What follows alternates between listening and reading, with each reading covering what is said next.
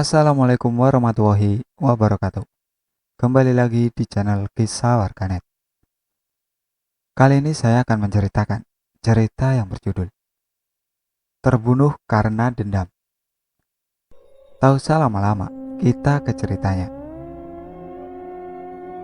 Keluarga adalah segala-galanya untukku. Perkenalkan, namaku Sarina. Biasa dipanggil Rina. Usiaku 23 tahun saat aku meninggal dunia.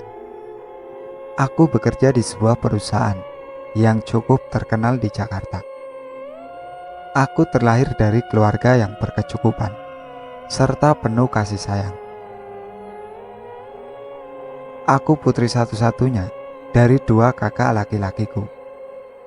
Aku menempuh pendidikan dengan cukup memuaskan, serta membanggakan kedua orang tuaku. Canda tawa menyertai kebahagiaan keluargaku saat kami semua berkumpul bersama. Sebagai anak perempuan satu-satunya di keluarga, kedua kakak laki-lakiku cukup protektif menjagaku. Begitupun dengan ayah. Ayahku seorang dokter spesialis bedah di sebuah rumah sakit terkenal di Jakarta. Sedangkan ibu, seorang ibu rumah tangga yang memiliki usaha catering yang cukup berkembang saat ini. Aku merasa kebahagiaanku begitu sempurna, tak bisa dibandingkan dengan apapun. Memiliki kedua orang tua yang harmonis, saling menyayangi anak-anaknya, dan taat akan ibadah. Serta kedua kakak laki-laki yang begitu menjagaku, serta menyayangiku, melebihi diri mereka sendiri. Namun semua kebahagiaan itu musnah, sirna, dan hancur setelah kejadian di mana terjadinya tepat di hari ulang tahun pernikahan kedua orang tuaku. Malam itu malam yang kelam, mencekam, serta mengerikan buatku, serta kami sekeluarga. Malam yang harusnya menjadi malam bahagia penuh sukacita, canda tawa, dan senyum, berubah jadi jeritan kepiluan. Malam yang tragis, semua ruangan rumah kami dilumurin darah akibat peristiwa pembantaian yang kami alami. Tepat pukul 12 malam, aku beserta kedua kakak laki-lakiku berniat memberikan kejutan ulang tahun pernikahan ayah dan ibu yang ke-32 tahun malam itu. Aku dengan membawa kue tart, mengendap-endap memasuki kamar ayah dan ibu, sedangkan kedua kakak membawa kado untuk mereka berdua. Keadaan malam itu, semua ruangan di rumah kami gelap gulita. Hanya ada lampu penerangan redup di ruang, yang memang lampu tak kami matikan. Sambil berjalan-jalan mengendap-endap, aku beserta kedua kakakku sambil tersenyum, berjalan terus menuju kamar ayah dan ibu. Tepat saat kami tiba di depan kamar ayah dan ibu, kami mendengar suara rintihan kesakitan dari ayah serta teriakan yang memilukan.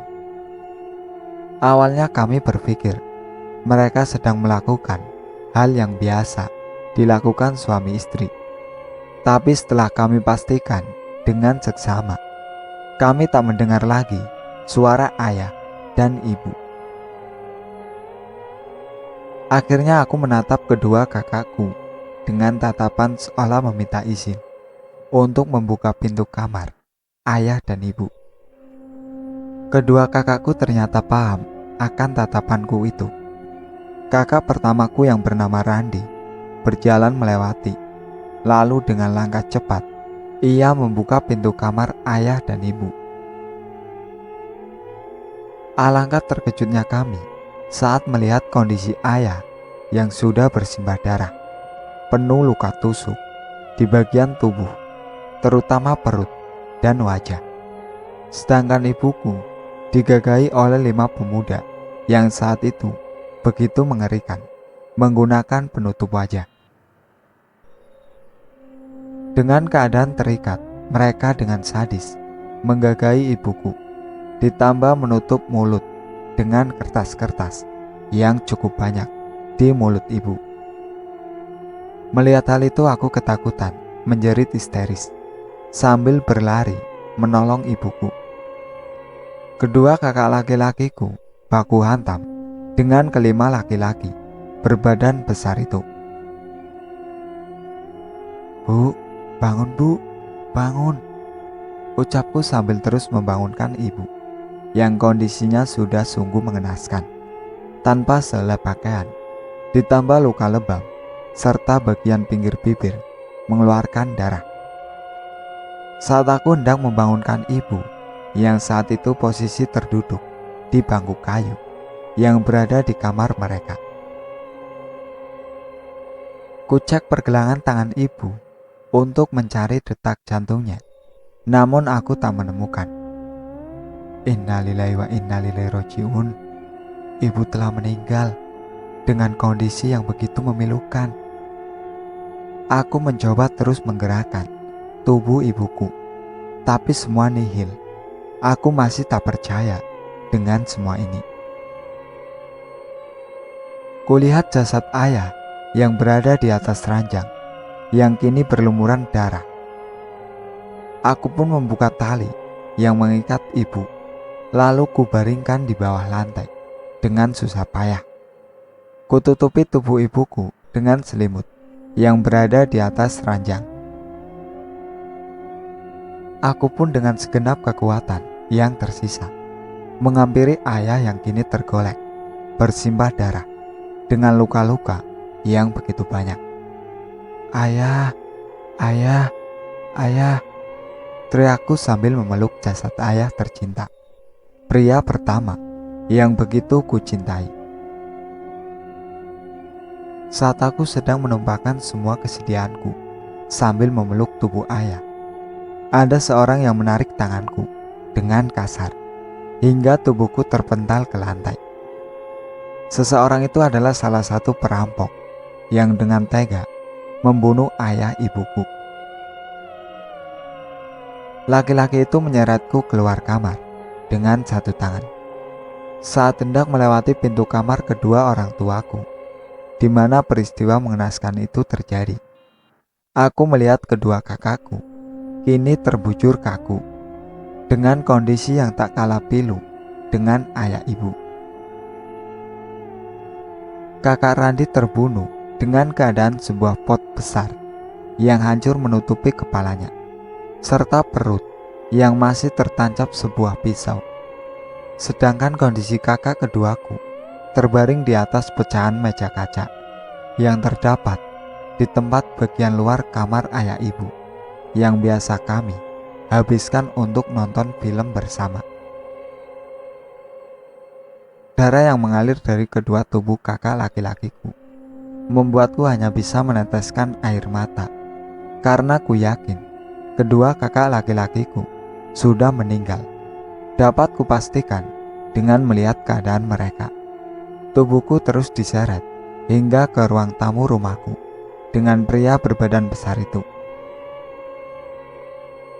Sedangkan keempat orang lainnya hanya melihatku dengan tawa terbahak-bahak dari mulut mereka. Setelah itu mereka mengikat kedua tangan, kaki, serta menutup mulutku dengan salah satu penutup wajah mereka. Lalu mereka memasukkan ke dalam sebuah bagasi mobil, lalu pergi meninggalkan rumahku. Dalam keadaan gelap, pengap, serta sedih, aku berharap ada bantuan untuk saat itu. Dengan terus meyakinkan diri, aku berdoa. Tak berapa lama, mobil itu pun berhenti. Lalu salah satu dari mereka mengeluarkanku dari dalam bagasi. Semua keadaan malam itu hanya rasa ketakutan yang menemaniku. Tubuh diangkat, lalu dilempar begitu saja ke tanah. Aku meringis kesakitan. Itu belum seberapa, Rina, dari apa yang kualami. Kau bisa hidup dengan enak, nyaman, dan bergelimang harta. Sedangkan aku Tak sedikit pun kalian melihat, apalagi tua bangka itu yang biasa kau panggil ayah, ucap salah satu perampok itu. Aku tak mengenalmu, kenapa melakukan semua ini pada kami? Ucapku sambil terus meronta-ronta, berusaha melepaskan ikatan di tubuhku. Asal kau tahu, aku adalah kakak kandungmu. Aku terlahir dalam keadaan cacat, tak memiliki satu buah tangan. Sehingga ayah dan ibumu membuangku saat aku berusia 7 tahun di sebuah yayasan. Hingga kalian hadir tanpa rasa berdosa, ayah ibumu melupakan aku. Setiap hari aku selalu mendatangi rumah kalian, berdiri dari kejauhan sambil memandangi betapa teganya ayah ibumu membuang tanpa bekal apapun. Aku dibesarkan di sebuah yayasan yang terbilang sangat kumuh, bahkan tak terurus lagi, hingga pemilik yayasan membuang kami di jalan.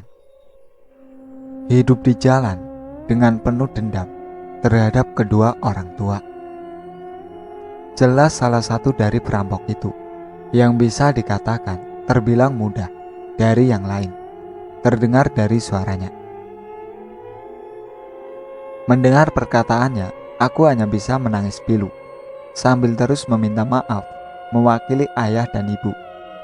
Akhirnya mendengar ucapan maafku, laki-laki yang barusan berkata bahwa ia kakak laki-laki pertamaku.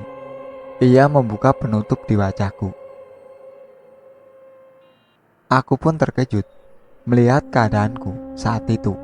Di sekelilingku terdapat ilalang tinggi, menjulang, terlihat dari terangnya bulan malam ini. Maafkan adikku sayang, aku tak sudahi lagi. Salah satu turunan dari ayahmu masih hidup. Ini saat waktumu, ucap laki-laki itu, menusuk tombak kayu ke kepalaku hingga menembus ke tengkorakku. Tak hanya di situ, ia mengikat tubuhku di sebuah pohon yang berdiri kokoh di tengah-tengah ilalang tinggi itu dan menyiramkan air keras ke sekujur tubuhku. Detik-detik kematianku, aku hanya menatap dengan tatap memohon maaf. Lalu kematian benar-benar menjemput malam itu, ditemani indahnya sinar rembulan malam. Tak berapa lama ruhku keluar dari raga yang kini dalam keadaan yang begitu memilukan. Aku menyaksikan bagaimana kejamnya mereka dalam keadaanku seperti itu. Mereka masih bisa tertawa dengan meminum minuman beralkohol tercium olehku saat itu. Jasadku masih terikat di pohon dalam keadaan tombak kayu yang menancap, serta tubuh yang melepuh akibat siraman air keras. Sedangkan pembunuh yang saat itu ikut bergabung dengan teman-teman meminum alkohol masih terus memandangi jasadku. Lalu ia berjalan menuju jasadku. Saat tepat di depan jasadku, ia mengelus rambutku dengan sayang sambil berkata, "Sebenarnya kau tak harus mati adikku, tapi aku sudah terlanjur dendam dengan pria yang biasa kau panggil ayah itu." Aku yang melihat itu berusaha menggapai tangan laki-laki itu, memohon maaf, mewakili kedua orang tuaku. Namun semua, aku hanya ruh yang terbunuh. Waktu pun kian beranjak menjelang fajar. Mereka membuka ikatan di jasadku, lalu menarik tombak yang tertancap di kepala hingga ke tenggorokanku. Darah segar pun mengalir dari kepala dan tenggorokanku. Mereka memasukkan jasadku ke sebuah karung, lalu memasukkan kembali ke dalam bagasi mobil. Perjalanan yang cukup jauh hingga sang surya menampakkan dirinya. Lalu saat tiba di sebuah tempat yang biasa dikatakan bibir jurang, lalu mereka mendorong mobil yang saat itu terdapat jasadku di dalam bagasi. Kemalangan terjadi kedua kalinya untukku. Aku berharap selayaknya seorang manusia jasadku bisa dikebumikan dengan layak. Tapi mungkin ini qadarullahu saat kematian menjemputku. Aku tersesat dalam keadaan ruh yang tak tahu harus apa di dunia ini. Hingga sewaktu ketika aku bertemu dengan seorang wanita berhijab yang cukup manis. Aku bertemu wanita berhijab itu saat ia bersama teman-teman melakukan acara piknik, berjalan melintasi lokasi di mana terakhir jasadku dibuang. Dari awal, mobil wanita berhijab itu melintas lokasi jasadku dibuang. Aku sudah memperhatikannya dari balik saat ia melintasi, yang kebetulan ia duduk persis dekat jendela. Kulihat ia tersenyum manis padaku. Hanya dialah yang tersenyum manis pada setiap pengendara. Tak ada satupun yang bisa melihatku. Terus kuperhatikan gerak-geriknya saat ia bersama teman-teman melakukan acara piknik itu. Dia pun begitu memandang, sekali membuang muka dan berbisik kepada salah satu teman laki-lakinya. Tak jauh dari lokasi jasadku terbuang, memang ada tempat wisata alam terbuka. Karena lokasi pegunungan, aku berusaha mendekati wanita berhijab itu. Saat ia hendak beranjak melakukan sholat zuhur di sebuah musola yang terdapat di lokasi wisata, aku berusaha mendekatinya. Saat ia baru saja akan beranjak dari musola itu, aku berbisik padanya, "Tolong aku, wahai wanita baik. Aku tahu kau bisa melihatku." Aku bisa merasakan ia melihatku dan berusaha tak memperdulikanku. Dengan berlari, ia menghampiri teman-teman yang saat itu sedang menikmati alam pegunungan nan sejuk. "Udah yuk pulang, kasihan anak tuh," ucap wanita berhijab itu kepada seorang yang ku yakin ia suami dari wanita berhijab itu. Ya Allah teh, masih juga jam 1. Lagi panas-panasnya di jalan. Duduk dulu, makan dulu yuk. "Sayang, tadi Bang Satria udah beli banyak banget," ucap salah satu pemuda yang nampaknya mengenal wanita berhijab itu. "Pokoknya teteh bilang pulang, ya pulang. Ayo semua pulang," ucap marah wanita berhijab itu kepada teman-temannya. "Ada apa sih bu? Jangan marah-marah. Kenapa? Ngomong aja," ucap suami wanita berhijab itu. "Idih, ibu datang-datang marah. Mana bawa wanita jelek lagi.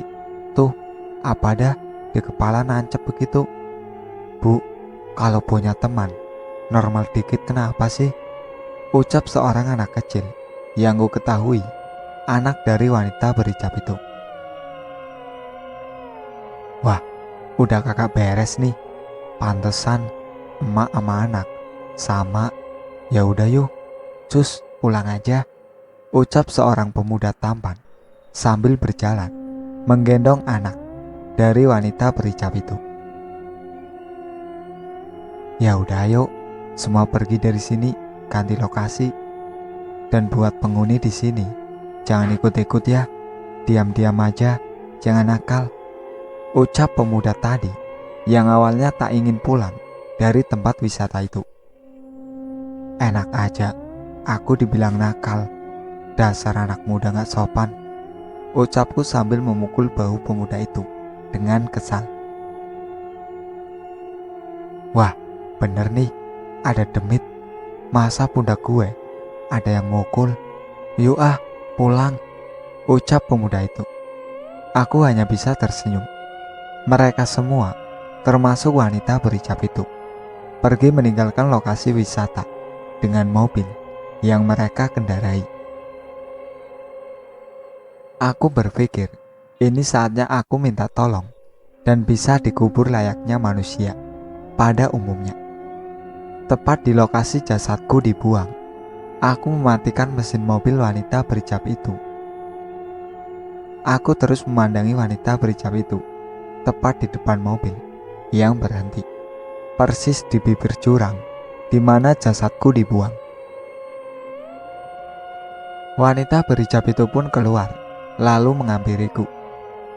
"Minggir, kami mau lewat, jangan ganggu," ucap wanita berhijab itu kepadaku. "Tolong aku, tolong, temukan jasadku di bawah sana. Aku tersangkut di antara pepohonan. Tolong kuburkan jasadku selayaknya manusia," ucapku. "Aku hanya manusia biasa yang gak bisa apapun," ucap wanita berhijab itu. "Kau istimewa, Teteh," ucapku. Kulihat wanita berhijab itu terkejut akan ucapanku. Lalu aku menggenggam tangannya sambil menunjuk semua rentetan peristiwa kematian keluargaku dan aku. Tak berapa lama, wanita berhijab itu memelukku setelah tahu yang sebenarnya. "Teteh akan bantu kamu hingga pelaku tertangkap," ucap wanita berhijab itu. "Terima kasih, Teh. Terima kasih. Aku akan memberitahu semuanya pada Teteh di mana alamat rumahku dan semuanya," ucapku. Wanita berhijab itu pun, yang tak lain Teteh, berjalan ke arah bibir jurang.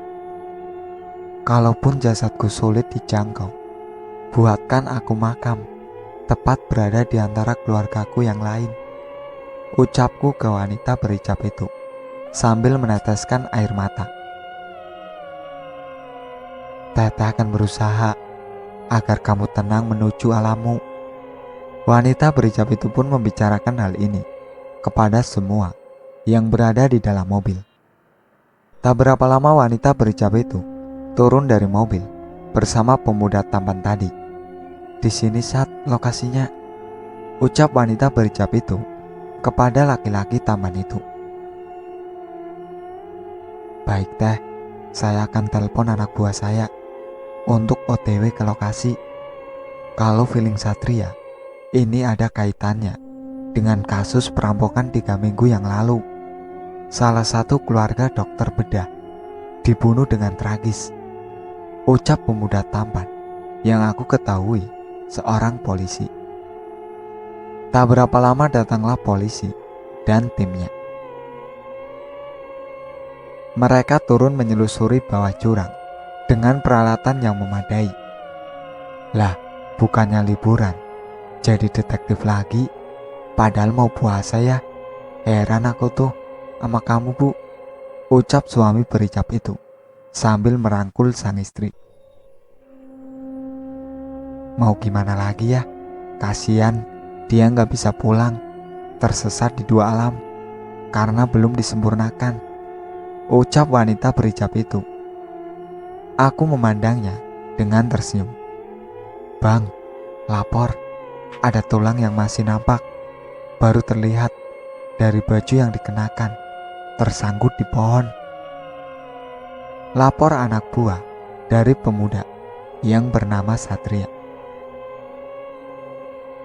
"Ya udah, lakukan evakuasi dan bawa ke rumah sakit untuk kita otopsi." Akhirnya menjelang maghrib, setelah semua beres, mereka yang berada di lokasi mengirimkan doa untuk sang jasad yang sudah menjadi tulang itu. Mereka semua bergegas pulang ke rumah untuk beristirahat. Sedangkan Satria melanjutkan tugasnya sebagai polisi.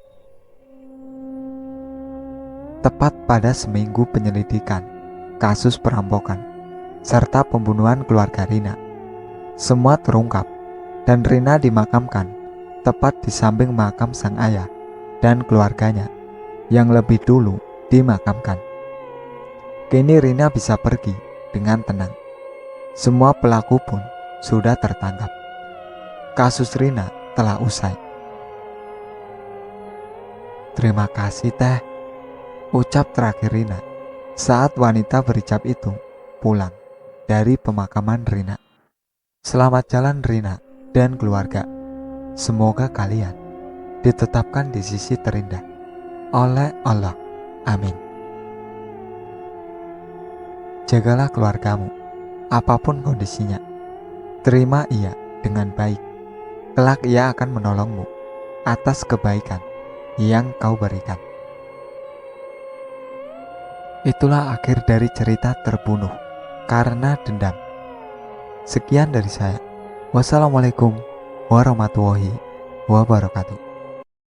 Jangan lupa like, komen, dan subscribe channel ini.